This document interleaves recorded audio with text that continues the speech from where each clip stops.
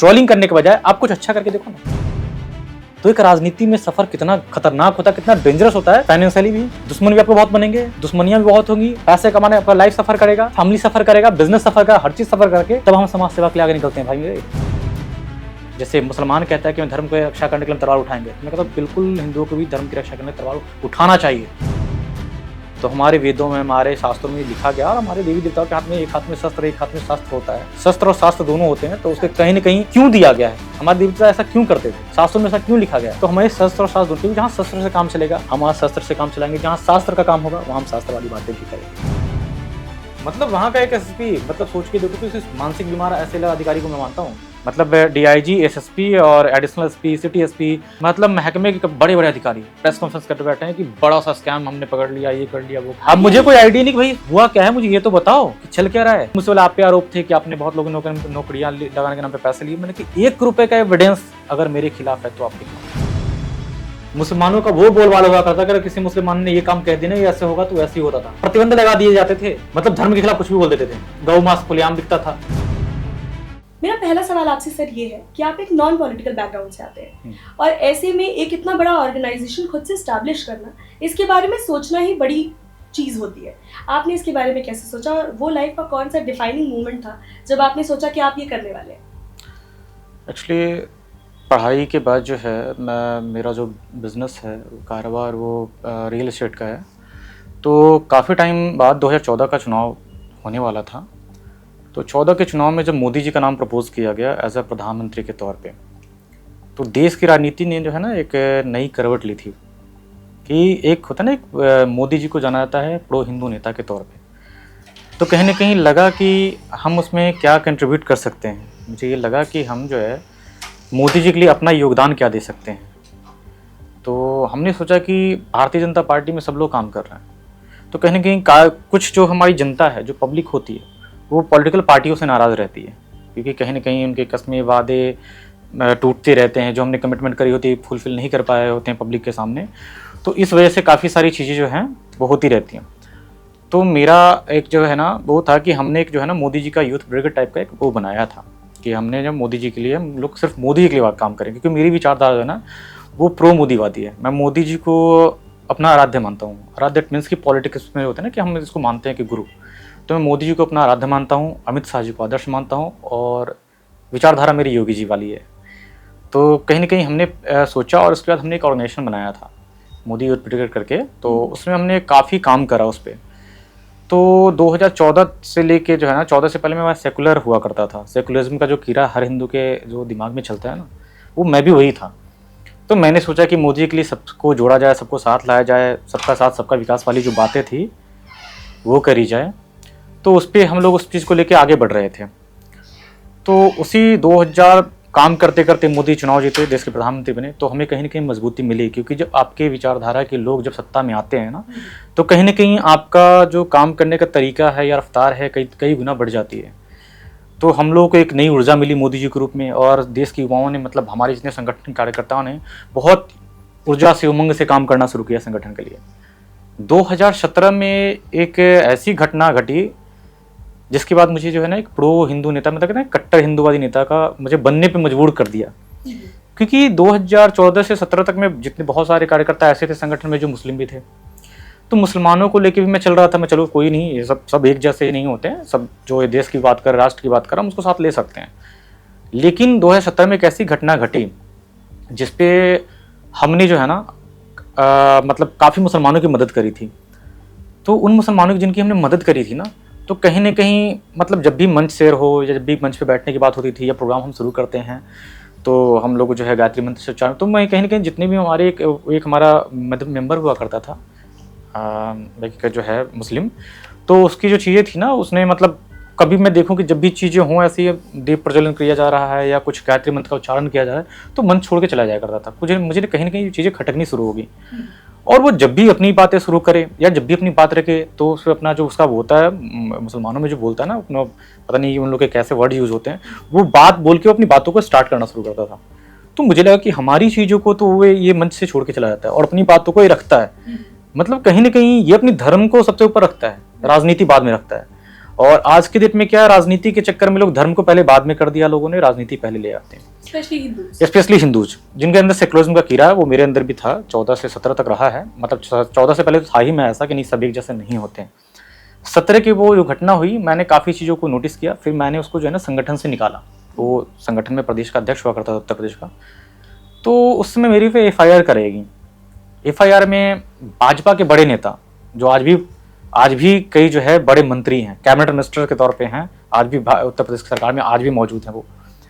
तो उन लोगों का शिकायत मेरे से काफ़ी हुआ करती थी, क्योंकि मैं यंग और एनर्जेटिक जो एक युवा होता है ना, एक सोच की काम करना है, काम से लोगों को अपना जीतना है, जनता को पब्लिक से प्यार जीतना है, पब्लिक के लिए काम करना है, तो मैं उसमें मशगूल रहा करता था। अब मेरे मंच पे सभाओं में भीड़ हुआ करती थी, काफ़ी लोग आया करते, काफ़ी युवा जुड़ा करते थे।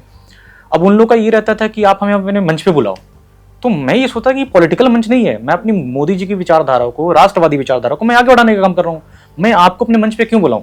तो उन लोगों को ये लगता था इनको अहम हो गया, ये बहुत बड़ा नेता हो गया, इसको सबक सिखाना है। तो ये सारी चीज़ें एकत्रित होती चली गई, कुछ पॉलिटिकल नेता, और ऐसे में मेरे खिलाफ मुकदमा दर्ज कराया गया उस मुसलमान के, जिसको मैंने लात मार के एक दिन पहले निकाला था, और 1 सप्ताह के अंदर उसने मुकदमा मेरे अगेंस्ट जो है FIR करा दी, जिसकी मैंने बहुत मदद करी थी, उसकी फैमिली की मैंने बहुत मदद करी थी। तो मुकदमा क्या लिखाया गया, क्योंकि उनको ये मालूम था कि आशीष सिंह राजपूत कोई गलत काम नहीं करता है। जो ऑर्गेनाइजेशन बनाई गई थी, ऑर्गेनाइजेशन का अकाउंट भी ओपन हमने नहीं कराया था। रीज़न ये कि हमें लोन नहीं चाहिए, हमें किसी का भी डोनेशन नहीं चाहिए, हमें नहीं चाहिए। मतलब मैं जो भी आज भी कर रहा हूँ वो मेरी पर्सनल कमाई से होता है। जो मेरी पर्सनल कमाई होती है, जो मेरी इनकम होती है, उसमें समाज सेवा के लिए, मतलब मैं अपनी कमाई का 40-50% पैसा समाज सेवा के लिए खर्च कर देता हूँ, आज भी करता हूँ अपने लोगों के लिए। इसलिए मैं अपने अकाउंट भी नहीं बनाता। तो लोगों का ये एलिगेशंस जो होते हैं ना लोगों का, कि लोग चैरिटी के लिए NGO बनाते हैं, डोनेशन के लिए NGO बनाते हैं, कि डोनेशन ले लेंगे, फंडिंग ले लेंगे, फंडिंग का इस्तेमाल करेंगे। तो मेरा कहीं ना कहीं मेरा मानना है कि अगर मुझे सेवा करनी है तो मुझे फंड की क्या जरूरत है, जितना मेरे से बन पाएगा मैं करूँगा। तो वो चीज़ें उस समय भी थी। तो उसको लगा कि एलिगेशन लगाया कैसे जाए इन पे। तो उसने जो एलिगेशन लगाया ना मेरे पे, उसने एलिगेशन उसके थोड़े बड़े अटपटे से थे। एलिगेशन थे कि इनके एक फ़ोन पे जो है IAS IPS के ट्रांसफर्स हो जाते हैं, इनके एक कॉल पे जो है बड़े बड़े काम हो जाते हैं। ये डायरेक्ट जो है PMO में इनकी पैर भी पहुँच है, डायरेक्ट PMO में अधिकारियों से बात करते हैं, मिनिस्टर्स से बात करते हैं डायरेक्ट। तो ऐसा नहीं था कि मेरी पहचान नहीं है, ऐसा नहीं था कि मेरी बातों पे लोगों का काम नहीं हुआ, बट मैंने कभी गलत काम नहीं किया। कभी किसी से कभी ये एलिगेशन नहीं लगा सकता कि मैंने कभी किसी से 1 रुपया लिया हो। ये जो चीज़ें थी ना, तो मैंने कभी ये चीज़ें नहीं करी कि किसी का 1 रुपया भी आया हो या मैंने किसी से पैसे लिए हो। मैंने सबके लिए समाज सेवा के भाव से मैंने काम किया था। तो उसको लगा एलिगेशन कैसे, ये FIR आप कराओगे तो कुछ तो एलिगेशन आप डालोगे ना। तो उसने ये डाला कि ये मोदी जी के नाम से जो ये यूथ ब्रिगेड जो इन्होंने बना रखा है ना, ये मोदी जी के नाम से फंड लेते हैं। और एलिगेशन था कि मोदी जी के नाम का इस्तेमाल करते कई सारे IAS IPS के ट्रांसफर, प्रमोशंस, पोस्टिंग, जो भी चीज़ें हैं, लोगों की नौकरियां लगवा देते हैं। जबकि मेरे फैमिली में कई सारे जो आज भी मेरे भाई लोग हैं वो बिजनेस करते हैं। वो गवर्नमेंट जॉब की उन्होंने खूब ट्राई करी, बट गवर्नमेंट जॉब नहीं लग पाया, तो अपना बिजनेस कर रहे हैं आज के टाइम पे भी। तो अगर मुझे नौकरी लगानी होती तो मैं अपने परिवार को लगाता ना, परिवार में लोगों को लगाता ना।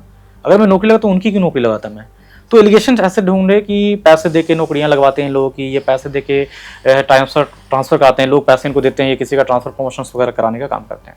ये एलिगेशन लगाया। मुझे मालूम नहीं था कि मेरे अगेंस्ट FIR हुई है। 2018 में उस पर कार्रवाई 9 महीने बाद होती है। मुझे मालूम ही नहीं था। प्रशासन आती है, पुलिस, जबकि सरकार भारतीय जनता पार्टी की थी। प्रशासन आया और उन्होंने मुझसे, मैं अपने आवास पे ही था, उन्होंने मुझसे पूछा कि आपको पूछताछ के लिए चलना है। मैंने कहा पूछताछ, मैंने हुआ क्या है पहले मुझे ये बताओगे। तो उन्होंने बोला कि आपके अगेंस्ट FIR थी 9 महीने पहले हुई थी। मैंने कहा 9 महीने पे मुझे तो आज तक मालूम ही नहीं है कि मेरे अगेंस्ट एक भी FIR, जब से मैंने आज तक लाइफ में ऐसा कोई काम ही नहीं किया कि मेरे अगेंस्ट FIR होती।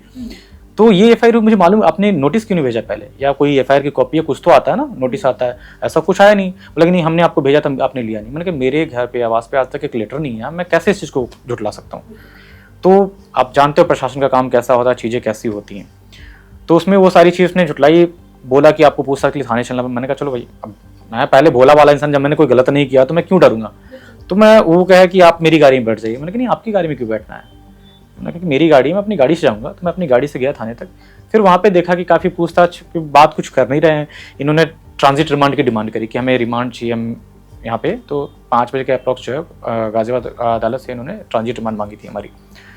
तो मुझे लगा कि मतलब ये अरेस्ट करें, किस बात का अरेस्ट करें। मतलब मुझे आइडिया ही नहीं था कि मेरे खिलाफ कितनी बड़ी प्लानिंग चल रही है। बैठे बैठे रात बीत गई, सुबह हुआ तो बोला कि साहब एसपी साहब बाहर प्रेस कॉन्फ्रेंस आपको बुलाया। मैंने कहा प्रेस कॉन्फ्रेंस ऐसा हुआ क्या भाई? तो प्रेस कॉन्फ्रेंस में मीडिया वाले जो हैं, मतलब सोचो कि उसमें आपका डीआईजी, एसएसपी, ठीक है, एडीजी, मतलब डीआईजी, एसएसपी और एडिशनल एसपी, सिटी एसपी, मतलब महकमे के बड़े बड़े अधिकारी प्रेस कॉन्फ्रेंस करते बैठे हैं कि बड़ा सा स्कैम हमने पकड़ लिया, ये कर लिया, वो कर लिया। आपको तब तक अब मुझे कोई आइडिया नहीं कि भाई हुआ क्या है, मुझे ये तो बताओ कि चल क्या रहा है। तो मुझसे बोला आप पे आरोप थे कि आपने बहुत लोगों ने नौकरियां लगाने के नाम पे पैसे लिए। मैंने कि 1 रुपए का एविडेंस अगर मेरे खिलाफ है तो आप दिखाओ। तो आप बिलीव नहीं करोगे, जब पुलिस वाले आए थे ना, तो मेरे घर से तो ऐसा कुछ था नहीं कि वो लेके जाते, ना सर्च वारंट था कि सर्च कर सकते थे, कुछ ऐसी चीजें होती तब तो वहां मैं देख रहा हूँ कि मेरे संगठन का जो रजिस्टर्ड संस्था है गाजियाबाद में, जिसका रजिस्ट्रेशन रखा था, उसका लेटर रखा हुआ है, तो जो स्टैंप होती है ना मुहर लगाने वाली, वो मुहर रखी हुई थी, और उन्होंने कहा ये हमने जब्त किया इनकी आवाज से। मुझे इतनी हंसी आ रही थी और मन कर रहा था कि प्रशासन को मैं जूता मारूं उस टाइम। मैंने कि ऐसे जो है ना भ्रष्ट अधिकारियों की वजह से आज भी जो है ना आम जनता तक न्याय नहीं पहुंच पाता। तो उसके बाद जो प्रशासन की चीजें चल रही थी, तो मतलब उस रात की बात बताओ, जिस रात में अरेस्टमेंट होकर मैं वहाँ पहुंचा था, तो उस रात की घटना है। तो एक जो एडिशनल एसपी बैठा था, सिटी एसपी बैठा था और एसएसपी बैठे थे तीनों। मुझे बिठाया, पूछा कि भाई कैसे क्या चल रहा है, क्या। मैंने कहा आपको मालूम तो सब कुछ है, चीज़ें कैसी क्या हैं, तो आप तो सब सच जानते हो कि ऐसा कुछ है ही नहीं। तो एकदम से एसएसपी जो था वहाँ का, तो उसने मेरे से अजय कुमार शाहनी एसएसपी जो था, तो मेरे से कह रहे कि आप बहुत ट्रांसफ़र कराएंगे हमारा, क्योंकि कहीं ना मुझे एक बार ना मुझे लगता है कि बहुत पहले एक ऐसी संगठन को लेकर ऐसी कुछ बातचीत हुई थी। तो मैंने कहा था कि अगर एसएसपी साहब ऐसे हैं तो उनके खिलाफ कंप्लेंट डाला जाएगा। मैंने ये बात बोली थी अपने कार्यकर्ताओं से, और वो बंदा जो था वो वहीं था, वो ईगो पे लेके चले गए शायद। वो बंदा वहीं था जिसने मुकदमा मेरे अगेंस्ट डाला था। अच्छा, उसने जो है ना ये बात कप्तान तक पहुंचाई थी।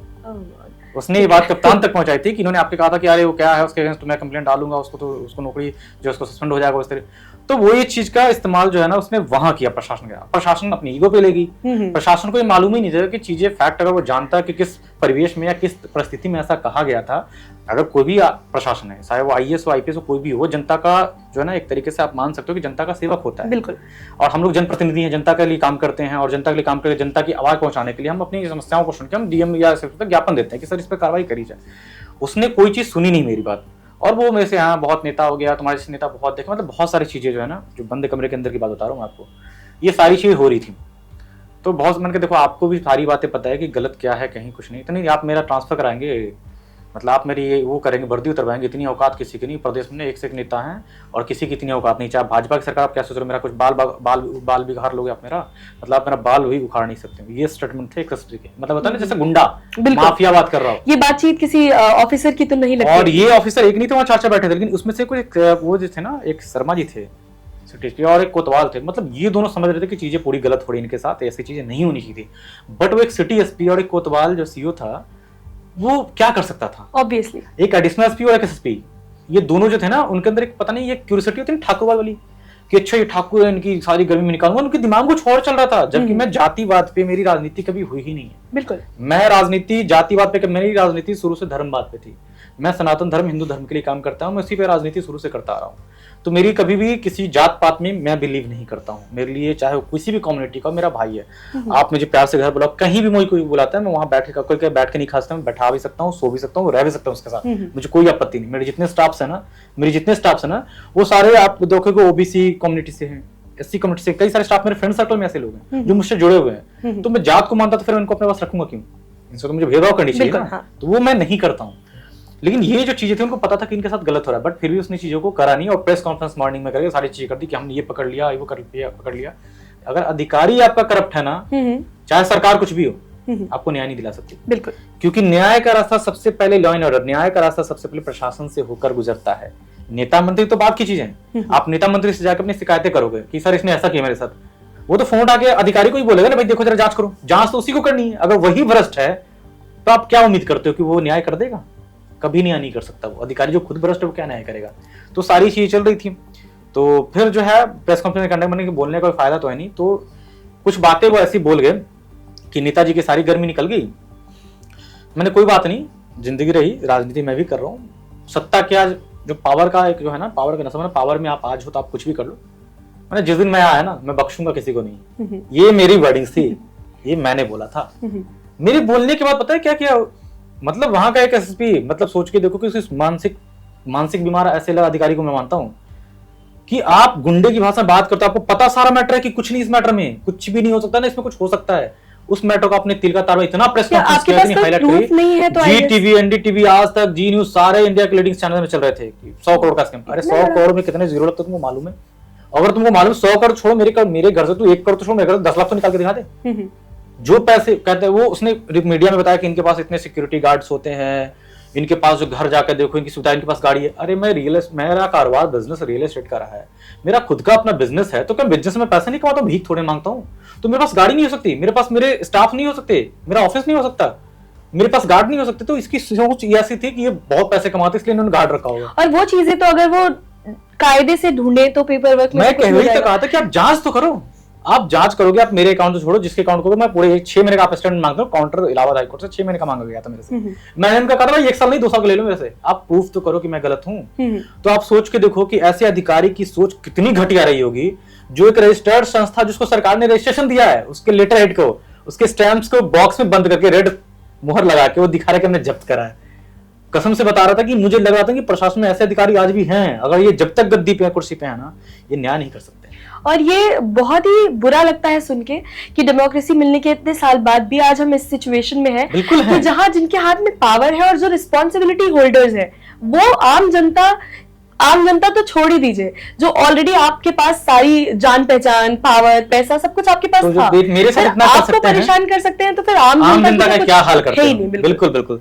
तो उस पे सारी चीज, जो मैंने इतनी बात उनको बोली ना कि मैं बख्शूंगा किसी को नहीं, क्योंकि आप सत्ता के, आपने कहा ना कि आप पावर में आप कुछ भी कर सकते हो, मैं जेल भेज दूंगा। अभी मैंने आप जेल भेज दो, आप सत्ता में हो, पावर में आप कुछ भी कर सकते हो, आपकी कलम की पावर है।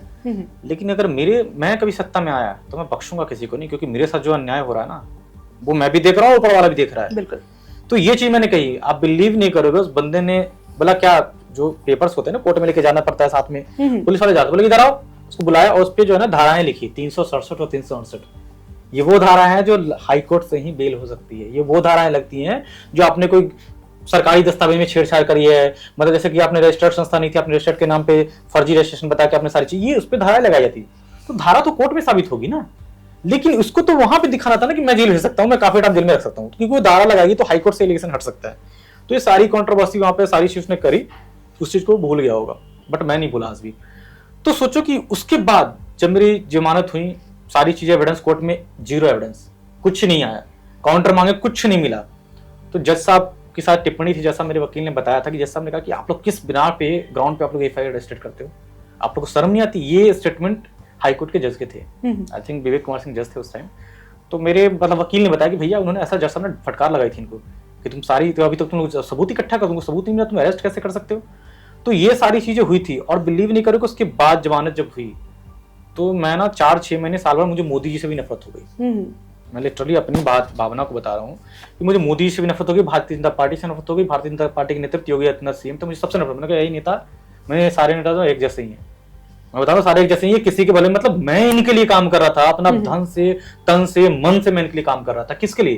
क्योंकि अच्छी सोच को बढ़ा रहे, मैं इनके सोच को आगे बढ़ा रहा था। बिल्कुल। जब मेरे साथ इन्होंने ऐसा कर दिया तो ये किसके साथ खड़ा होंगे?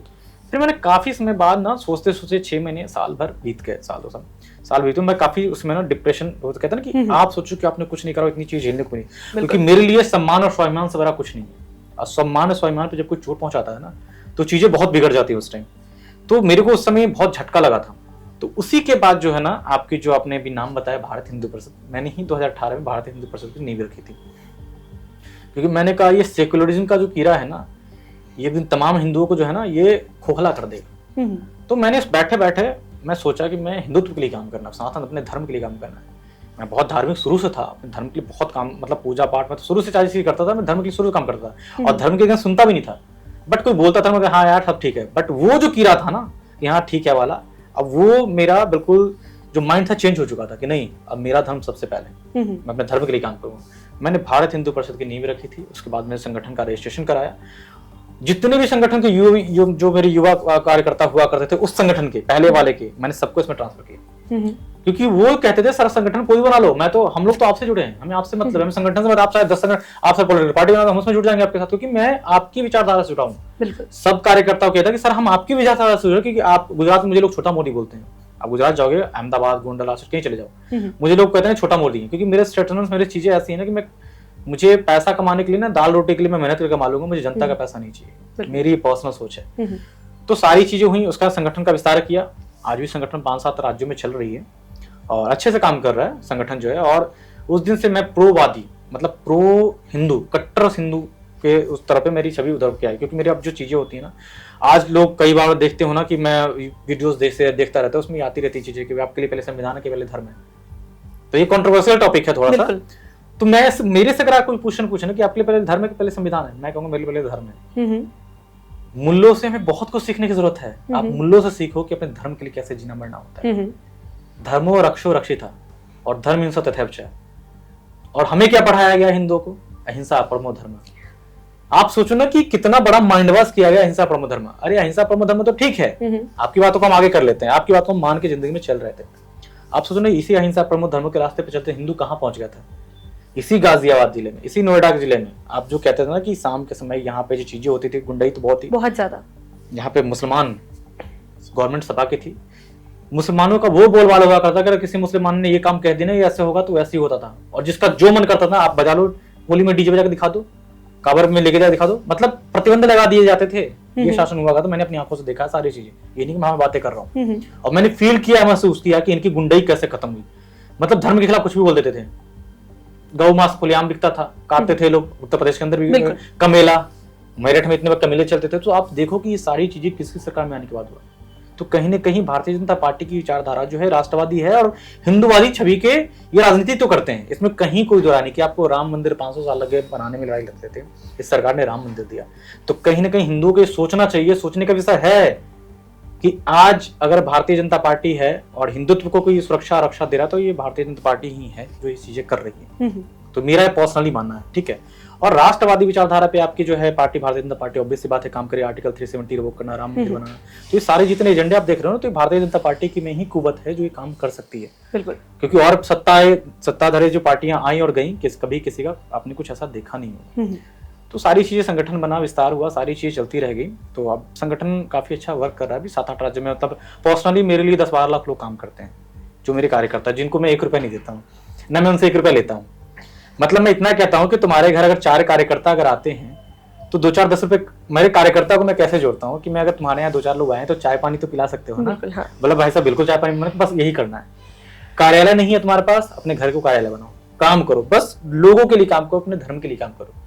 तो हमें जो पढ़ाया गया था ना अहिंसा परमो धर्म, तो मैं सभी सनातनियों से मेरी एक ही अपील है कि अहिंसा परमो धर्म से ऊपर उठो। क्योंकि अहिंसा परमो धर्म तो हम मानते हैं, बट और नहीं मानते। उनका है कि हमारा धर्म पहले है। आप में हजारों वीडियो यूट्यूब पे आप शॉर्ट्स देख सकते हो, लाखों वीडियो देख सकते हो। मैंने देखा। सीधे कहते हैं हमारा पहले अल्लाह है। एक भी हिंदू से पूछते हो पहले क्या, पहले संविधान है। 1 मिनट में कह देगा। बिल्कुल। उस मूल्य को अगर आप एक थप्पड़ मारोगे ना, पहले कहेगा अल्लाह है, पहले उसके अल्लाह हो गया, लेकिन एक चाटा मारते पहले संविधान याद आएगा उसको। पहले जाएगा कॉपी आपके कहेंगे स्टेफाई करके मेरे साथ गुंडाई हुई है। तो वो अपने हिसाब से चीजों को मोल्ड कर लेते हैं। लेकिन उनसे एक सीखने की जरूरत है कि धर्म के लिए कट्टर कैसे होना चाहिए, उनसे सीखने की जरूरत है।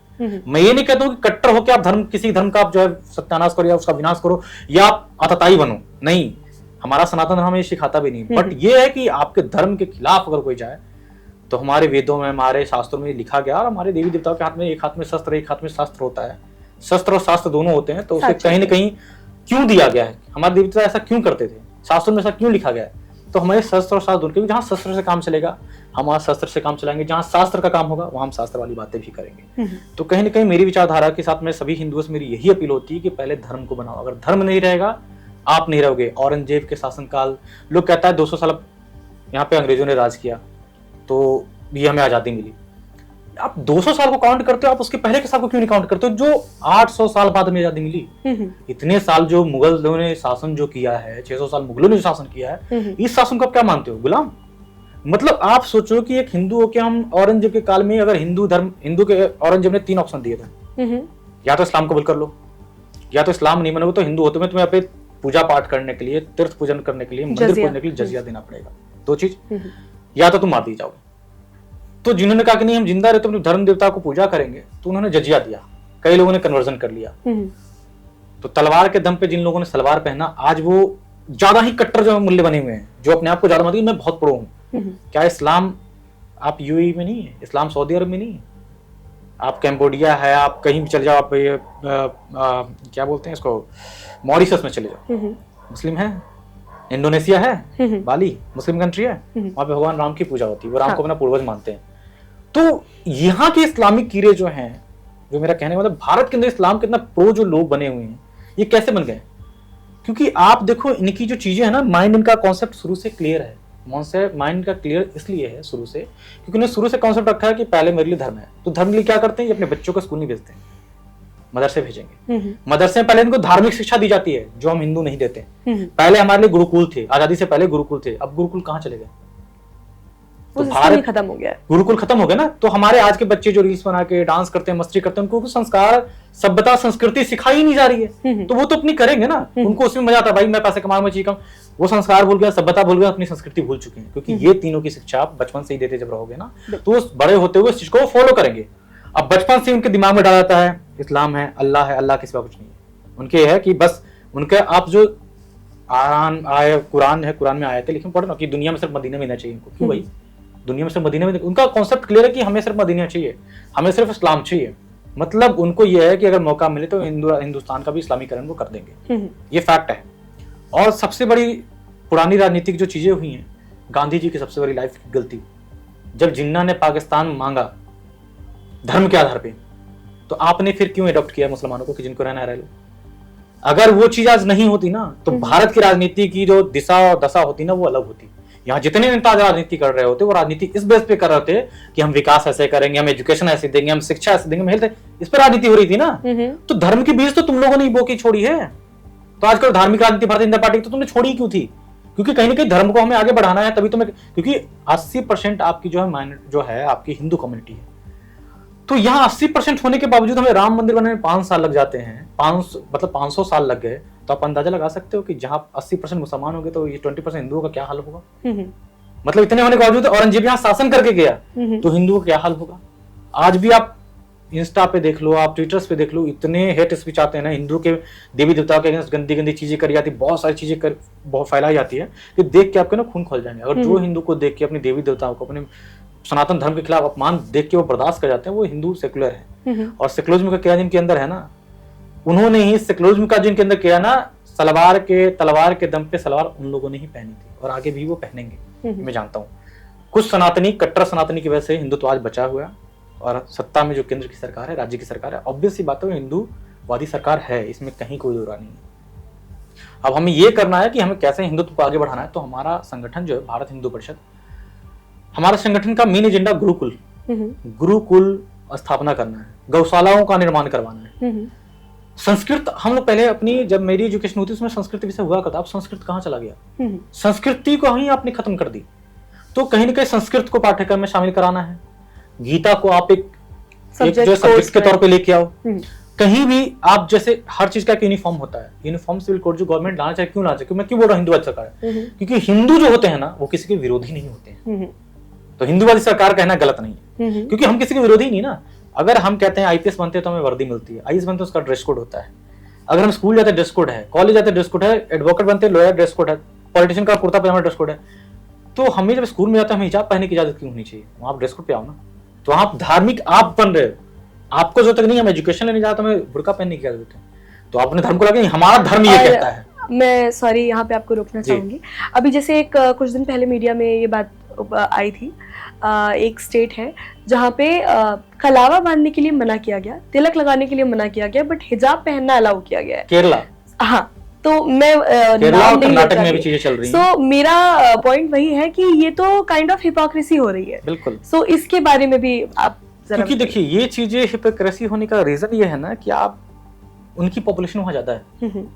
दो चीजों को समझना क्लियर, यहाँ पे हिंदुओं की पॉपुलेशन ज्यादा है, तो यहाँ पे गवर्नमेंट ने चीजें वही करी है जो जेन्युइन है। वहां पे वो कर रहे हैं, वो धर्म को मान रहे हैं कि भाई इनकी हमें वोट चाहिए ना, तो इनके हमें धर्म के हिसाब से करना, क्योंकि वो हिंदुस्तान में जो है ना, मुसलमान संविधान को नहीं मानता है, वो शरिया को मानता है। वो सीधे कहता है हमें ये करना है, हमें कुरान में लिखा है, हमें हिजाब करना तो करना है, तुम्हें पढ़ाना तो पढ़ा, नहीं पढ़ाना अब वोट तुम्हें देंगे नहीं। अब उनको अपनी सरकार चलानी, तो वो सारे ऐसे फैसले लेंगे जो उनके फेवर में होंगे। वो ले रहे हैं सारे फैसले, तो उनके फेवर में सारी चीजें जा रही हैं। तो आप सोचो कि ये जिद कि हम हिजाब पहन के, बुर्का पहन के, क्या आप अधिकारी हो? आप डॉक्टर बुर्का पहन के क्या इलाज करोगे? अगर पेशेंट के साथ, सपोज करो पेशेंट के साथ अगर आपने कोई मेडिसिन दी, मिसहैपनिंग हुई, पेशेंट कैसे पहचान करती है हाँ वो डॉक्टर मुझे देखेगा? बैच से कुछ होता नहीं, नाम से आप फेस दिखाने में आपको क्या दिक्कत है? तो चेहरे वही छुपाते हैं जिनके चेहरे काले होते हैं। हमारा ये भी कि भारत हिंदू राष्ट्र बनी, ये प्राइम एजेंडा है, क्योंकि जब पाकिस्तान दिया गया था इस्लाम के नाम पे, मजहब के नाम पे, उनके धर्म के नाम पे जो उनका किया गया था, तो हमें हिंदुस्तान क्यों नहीं मिलना चाहिए? 80% जब हिंदू है तो हमें हिंदुस्तान में हिंदू क्यों नहीं मिलनी चाहिए? आप सोचो ना, पूरे विश्व में 57 इस्लामिक कंट्री है, हिंदू कंट्री कितनी है? एक भी नहीं है। तो ये क्यों ना हो, और हम क्यों हिंदू राष्ट्र की मांग ना करें?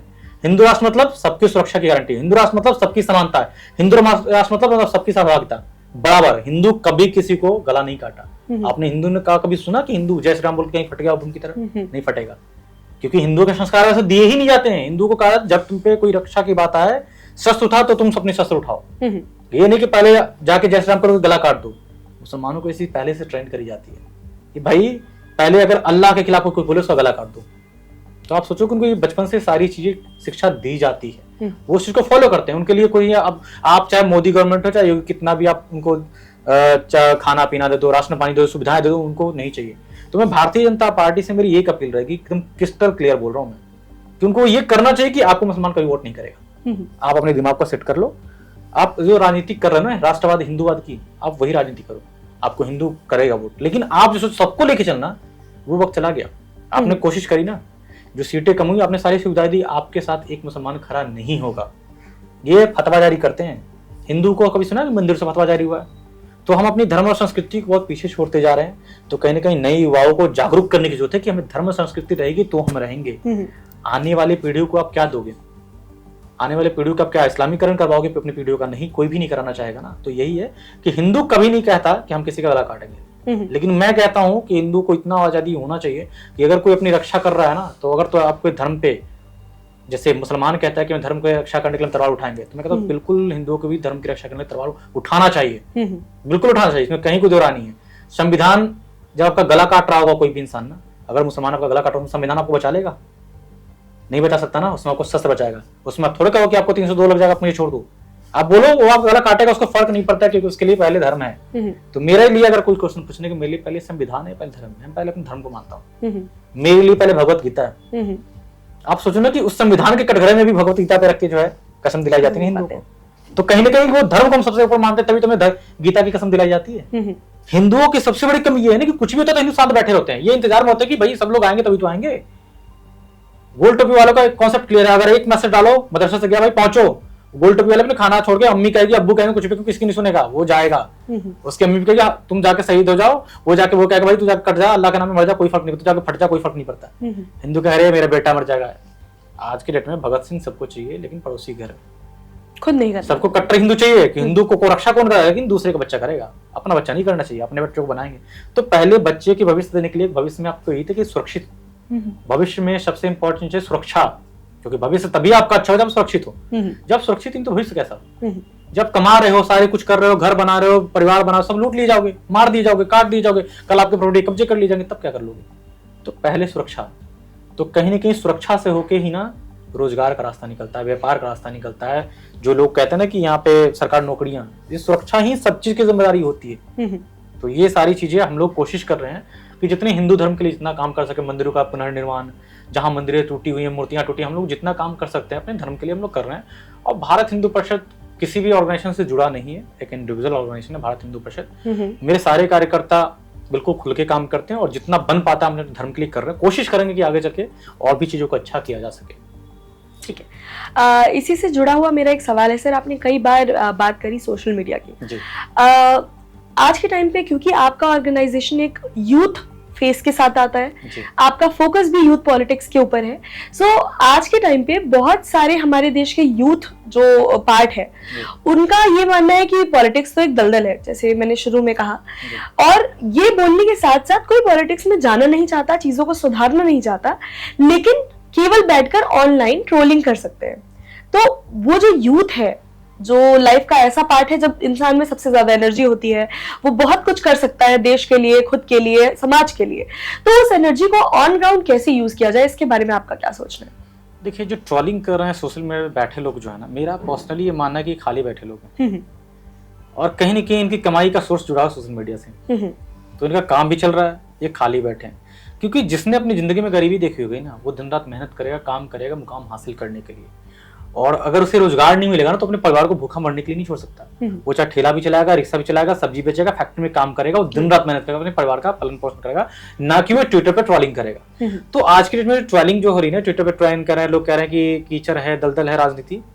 अगर दलदल और कीचड़ है तो आप जैसे युवा जो बैठ के ट्रोलिंग कर रहे हो, जो आप समाज के या राजनीता के ऊपर, मेरा मानना है कि जो आप पॉलिटिक्स के ऊपर या राजनीताओं के ऊपर जब उंगलियां उठाते हो ना, उनकी जगह एक दिन काम करके तो देखो। आप उंगली उठाना बहुत आसान है किसी के ऊपर भी, मैं किसी की बात कर रहा हूँ, चाहे राजनीति में कोई भी पॉलिटिशियन है, उंगली आप किसी के ऊपर उठा सकते हो, लेकिन आपने उंगली उठाना इजी कहा, आपने गलत कर दिया। आपने समाज को क्या दिया है?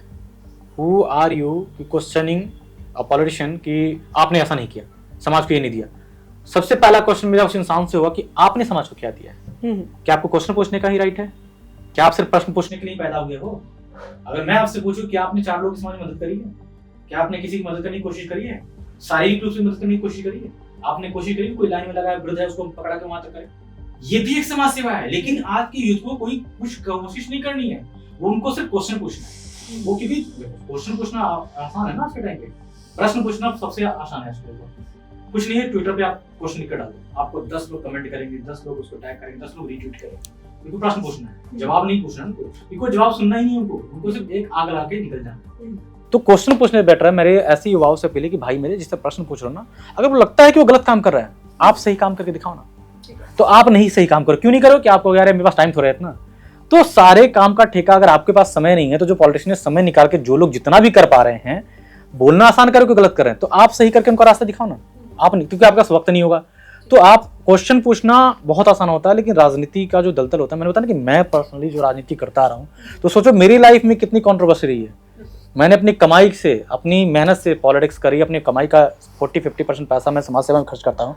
जब मुझे इतनी परेशानियां हुई हैं, तो एक राजनीति में सफर कितना खतरनाक होता है, कितना डेंजरस होता है। फाइनेंशियली भी दुश्मन भी आपको बहुत बनेंगे, दुश्मनियां भी बहुत होंगी, पैसे कमाने आपका लाइफ सफर करेगा, फैमिली सफर करेगा, बिजनेस सफर करेगा, हर चीज सफर करके तब हम समाज सेवा के लिए आगे निकलते हैं भाई मेरे। तो आप एक दिन करके देखो, ट्रोलिंग करने के बजाय आप कुछ अच्छा करके देखो ना, तो वो ज्यादा बेटर होगा। तो हम कहते हैं समाज में युवाओं को आगे आना चाहिए। अगर आप एजुकेट, आपको लगता है कि आप एजुकेशन सिस्टम बदल सकते हो, तो आप कैसे बदलोगे? अपनी राय रखो, क्वेश्चन पूछो, अपनी राय रखो सरकार के सामने कि हम ये कर सकते हैं, अगर ये करा जाए तो अच्छा रहेगा। तो एक प्रश्न पूछना और एक रास्ता दिखाना, दोनों में अंतर होता है। तो मेरी युवाओं से बोले कि आप प्रश्न ना पूछ के आप ये कहो कि सर इसमें हम ये करेंगे ना तो ये अच्छा रहेगा। तो सरकार को कि हमें सुझाव मिल रहे हैं, तो सुझाव दो कि होता है ना कि एक ब्रेन इतना सोच रहा है, 10 ब्रेन कितना सोच सकता है। तो युवाओं की जितनी चीजें आएंगी ना, तो युवाओं को है कि अब युवाओं को भी राजनीति में आना चाहिए। एजुकेटेड जितने लोग रहेंगे ना राजनीति में, वो जितना अच्छा। कई नेता ऐसे हैं जिनको एफर्ट बोलना नहीं आता है, वो हाफ ही डिफिट बोलते हैं। बिहार के ऐसे ही नेता हैं, हमारे लीडिंग पार्टी के नेता हैं भाई, जो राजनीति में भी हैं और भारतीय जनता पार्टी के नेता हैं। तो मुझे लगता है कि कहीं ना कहीं भारतीय जनता पार्टी के नेताओं को भी मन में इतनी गिलानी तो होती है कि भाई इसको एफर्ट बोलना नहीं आ रहा है, हाफ ही डिफिट हमने दिया। ये हाफ ही डिफिट क्या होता है भाई? इतने एजुकेटेड तो हो जाते हैं राजनीति करने के लिए। कहीं ना कहीं युवाओं को भी ये क्वेश्चन होना चाहिए। युवाओं को अगर ये क्वेश्चन पूछते, ये पूछे कि हाँ राजनीति में एक मानक दंड इतना जरूरी है कि भाई 10th ही पास हो, एटलीस्ट लिखना है, एटलीस्ट साइन करना है, एटलीस्ट एक एप्लीकेशन लिख सकते। सपोज करो कि आप राजनीति में आप हो, एक फरियादी आया आपके पास, आपको उसने एप्लीकेशन दिया, आप अनपढ़, आप कैसे एप्लीकेशन पढ़ोगे? आप फॉरवर्ड कैसे करोगे? आप अपने एप्लीकेशन पे उसमें कैसे कार्रवाई होगी? कौन सा अधिकारी इसका कार्रवाई कर सकता है? कैसे जानकारी होगी? तो कहीं कि आप थोड़ा बहुत एजुकेटेड हो कि आपको थोड़ी चीज़ों की नॉलेज तो हो सकती है, आप बात तो कर सकते हो किसी से। तो यहाँ तो लोगों को चीज़ें ये नहीं बोलना है, किसी को आपको यही बोलना है कि भाई नोटरी करा लो। आपको यही नहीं पता नोटरी कराना है क्या होता है, आपको यही नहीं पता कि एफिडेविट क्या होता है। आप हाफ एफिडेविट मतलब पब्लिक ट्रोल कर रही है कहीं ना कहीं चीज़ें जो कर रहे हैं। तो क्वेश्चन ये उनको ये बोलना चाहिए कि ऐसे नेताओं का होना गलत है। इससे बेटर है कि आप एजुकेटेड नेता को लेके आओ, तो क्वेश्चन ना उठा के आप रास्ता दिखाइए। तो युवाओं से मेरी अपील है कि आप रास्ता दिखाओ ना, हम चलने को तैयार हैं क्वेश्चन पूछने के बजाय। जी सर, आज आपसे इतनी सारी जो हमारी बातचीत हुई है, इसमें बहुत सारी क्लैरिटी मुझे मिली है। मैंने एक्चुअली आपसे बहुत सारे अलग अलग डाइवर्स टॉपिक्स के ऊपर बात करी और आपने सब चीज़ों के ऊपर हमें बहुत डिटेल से बताया। हमें से बहुत सारे लोगों को प्रेरणा भी मिलेगी खुद का कुछ करने के लिए, घर से बाहर निकलकर एक्शन लेने के लिए, समाज के लिए कुछ करने के लिए। तो आई एम रियली होपिंग कि आपको ये वीडियो पसंद आएगा, एंड आई थिंक आपको पसंद आएगा। ऐसे ही और बहुत सारे इंटरेस्टिंग और बहुत ही अच्छे वीडियोस के लिए हमारे साथ जुड़े रहिए। वीडियो में कमेंट करके ज़रूर बताइए कि वीडियो का कौन सा हिस्सा या कौन सा पॉइंट, कौन सा फैक्ट, सर की कही हुई कौन सी बात आपको सबसे ज़्यादा पसंद आई या सबसे ज़्यादा आपको उस बात ने मोटिवेट किया। और ऐसे ही वीडियोस के लिए हमारे साथ जुड़े रहिए। धन्यवाद।